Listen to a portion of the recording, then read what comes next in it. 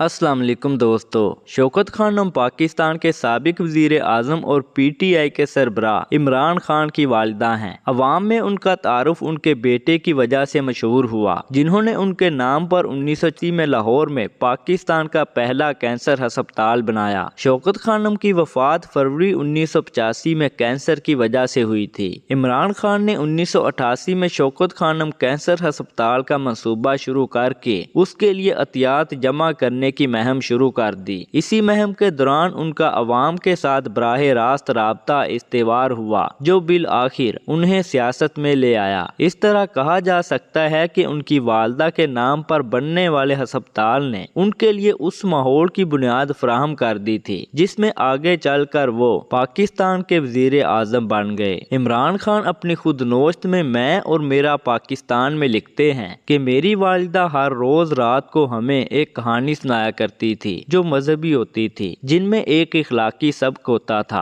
हजरत मूसा, फिरौन, हजरत यूसुफ और रहमतुल आलमीन के बारे में सबक आमोज बातें सुनाती। हर शब वालिदा हमें दुआ मांगने की याद दहानी कराती। वो एक वाकया कसरत के साथ और बहुत ज़ौक़ शौक के साथ हमें सुनाया करती थी कि मक्का में एक बूढ़ा आदमी आ हजरत की खिदमत में हाजिर हुआ और कहा, मैं कबीले का आखिरी आदमी हूँ जिसने इस्लाम कबूल नहीं किया, लिहाजा मैं भी अब इस्लाम लाना चाहता हूँ। लेकिन एक मसला है कि मैं इस बढ़ापे में कैसे अपनी गैर मुस्लिमों वाली आदत बदल पाऊंगा, लिहाजा कोई आसान सा हल बता दीजिए जिस पर अमल करके मैं इस परेशानी से निजात हासिल कर सकूं। आपने फरमाया, सच बोला कर, हमेशा सच। तुम्हारे मुसलमान रहने यानी ईमान को पुख्ता रखने के लिए इतनी सी बात ही काफी होगी। इमरान खान का अपनी यादाश्तें बताते हुए मजीद कहना था कि मेरे वालिदैन मजहब के बारे में नरम लहजा रखते थे और कुशादा मिजाज भी।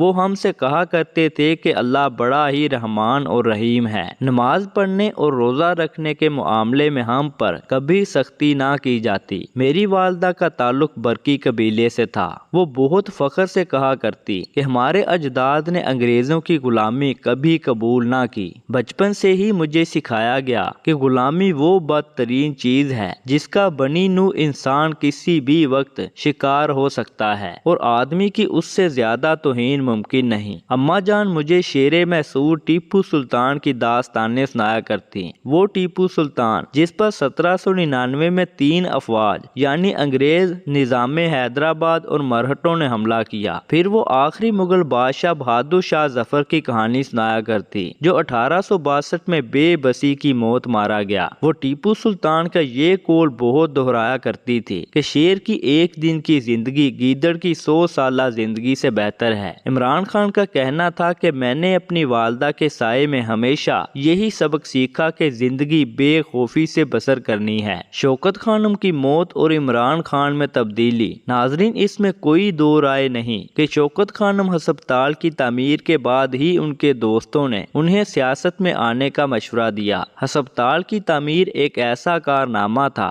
जिसने इमरान खान की खुद एतमादी में मजीद इजाफा कर दिया था और वो ये समझने लगे थे कि पाकिस्तान में तब्दीली का जो ख्वाब वो लेकर निकले हैं एक दिन वो जरूर कामयाब होगा। शौकत खानम में कैंसर की तशखीस 1984 के अवाइल में हो चुकी थी। लाहौर में इलाज की सहूलतें नहीं थी और लंदन जाकर इलाज के लिए वो तैयार नहीं थी। ताहम बेटे के इसरार पर वो लंदन चली गई जहां उनका इंतकाल हो गया। इससे कबल जब लाहौर में शौकत खानम शदीद तकलीफ में मुब्तला थी और डॉक्टर बेबस थे तो अस्पताल में ही इमरान खान ने चीख कर कहना शुरू कर दिया था कि मैं यहाँ कैंसर अस्पताल बनाऊंगा। और इमरान खान अपनी खुद नोश्त में मजीद लिखते हुए बताते हैं कि जब 10 फरवरी को मैं अपनी वालिदा की मैयत लेकर पाकिस्तान आ रहा था तो मेरा अपनी कौम को कैंसर अस्पताल का तोहफा देने का अज़म मजीद पुख्ता हो गया। ये मेरी वालिदा के लिए मेरा हकीर सा नजराना था।